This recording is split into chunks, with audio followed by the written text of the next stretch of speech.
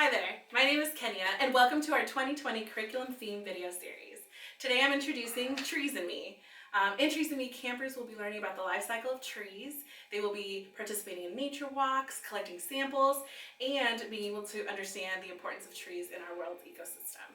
Today I've brought 3 different projects with me. The first one I want to showcase is going to be painting with nature.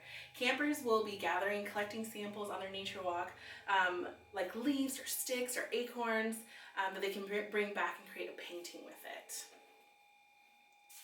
Our next project is going to be an experiment where campers will have pine cones and they will learn about seed dispersal and how pine cones house seeds, and when the weather changes, our pine cones will close up so that they are able to preserve the seeds so that we can continue to grow more trees.